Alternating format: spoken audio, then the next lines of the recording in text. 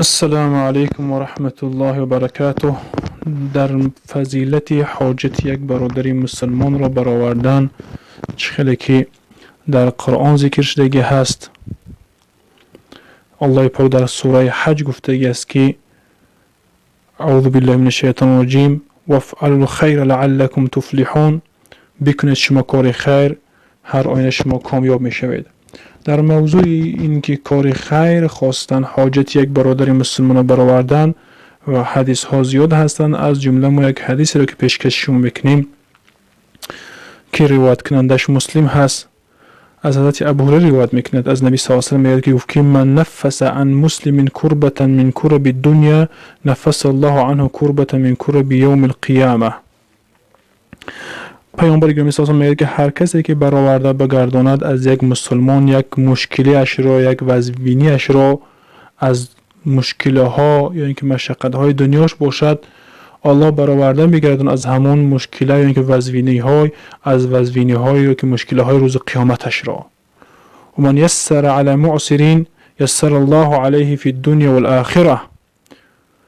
پیامبر گرامی صلی الله علیه و آله میفرماید که هر کسی که آسان میگرداند بر معسر یا اینکه مهلت میتد به یک که آسانی میارد بر یک انسانی معسر یک انسانی که قینیده هست، صاحب وضعینی هست، اون با اون آسانی میگرداند.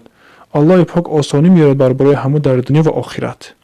یک نفر در حالت تنگی هست، در حالت وضعینی هست، اون شاید که قرضدار هست، یک نفر اون میگه که مهلتش میدهد، یکی میگه که خیر بگذار که کدام وقتی الله برای تو آسانی آورد من بعد باز میگردونه قرض را، یا اینکه یک وضعینی او را بگم که آسانی میارد بر بالای اون ثواب این مرد قطعی.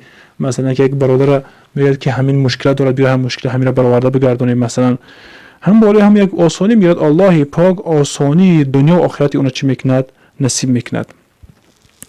و من ستر مسلم ستره الله فی الدنیا والآخره. هر کسی که ستر میکنه یک مسلمان را، یک مسلمان که خطا کرده است، یک عیبی دارد، مثلا که جسمش باشد حاضر، مثلا که یک عیبی دارد، مثلا میبینه که یک لباس اون یک جاش دریده هست، اون ستر میکند، میاد همون بنده مسلمان خودش رو خبر میکند که همین مثلا خیلی لباس تو دریده هست، یا که یک عیبی رو میبیند میاد خبر میکند، خودی همون نفر اون سیر فوش نمیکند، ستر میکند.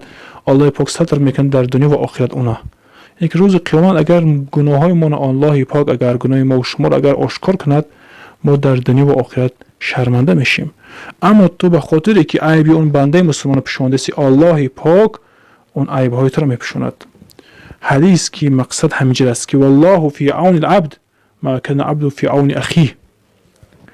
الله در یاری و نصرت بنده هست که وقتی که بنده در یاری و نصرت برادر خودش باشد. یعنی که یک نفر در فکر و در یاری برادرش هست، الله پاک اونا بگیم که در یاری او بنده هست.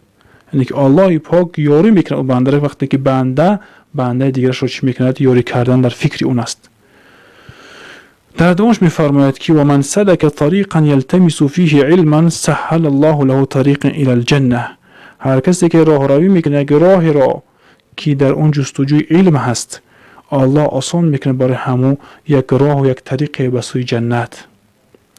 وما اجتمع قوم في بيت من بيوت الله تعالى يتلون كتاب الله وتدارسون بينهم إلا نزلت عليهم السكينة وغشيتهم الرحمة. و انسان یک قومی که جمع میشوند در خانه از خانه های خدا، چی مسجد باشد، تلاوت میکنند کتاب الله را و درس میکنند بینشان. یتدارسونه گفته درس میکنند دیگرشان را، هم کتاب الله را بینهم بین یک دیگرشان. الا مگر چی میشد به آنها نازل میشه بر همون سکینه.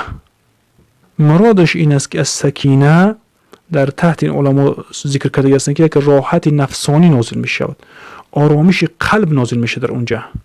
و غشیتهم الرحمه، میپشوند آنها را فرا میگیرد رحمت الله بر بالا آنها میپشوند، رحمت الله نازل میشه در اونجا. و حفتهم الملائکه، و حفتهم الملائکه گفته یعنی که آنها را احاطه میکنند و آنها را بگیم که در گرد آنها چرخ میزنند و آنها را میپوشانند ملائکه ها بر رحمت الله. و ذکرهم الله فی من عنده، و ذکر میکنه الله در همون نفرهایی که نزد اون است، یعنی که نزد ملائکات الله پاک این بنده ها ذکر میکرده، که ذکر میکند، میگه که تصور کنه این ملائکه میگه این بنده های ما در ذکر من هستن، گفته بگیم یک در نزد الله ذکر میشن اون بنده های خوشبخت. و ان بطأ به عمله لم یسرع به نسبه، هر کسی که سستی کند عملی اون، یعنی که بگذارد عملها را تأخیر کند، اون بگیم فایدهش نداره نسبی اون، بگید که من بابای من فلانی آدم بود و پدری من فلانی آدم بود، گفته این گبهاش دیگر فایده ندارد برای اون. وقتی که اون نفر سستی کرد، کار خیر نکرد، و نسب پرستی کرد، گفت که من نسبم فلان هست، پشتی من فلان هست، پیامبر گرامی صلی الله علیه و آله میگه تو را نسبت پیش نمیبرد، نسبی تو تیزی نمیکنه در عملی تو. هر قدری که میتونه انسان خودش باید تیزی کنه در کار خیر و سستی نکند. و خاصتا صحبت ما در این بود که حاجت یک برادر برآوردن که الله پاک چندین تصور کن پیامبر مسلمان که انسانی که یک میبرد یک مشکل بنده مسلمان، الله مشکل او رو میبرد در دنیا و آخرت. و هر کسی که یاردم میکنه برادرش در دنیا، الله پاک چی در دنیا آخرت بگیم که اون یاردم مددگاری اون است. یعنی که یک وزوینی ها بگیم که معاصر گفته انسانی که صاحبی وزوینی هست، اون بگیم که آسانی بالا او میارد، الله پاک چی میکند اون در دنیا و آخرت آسانی میارد.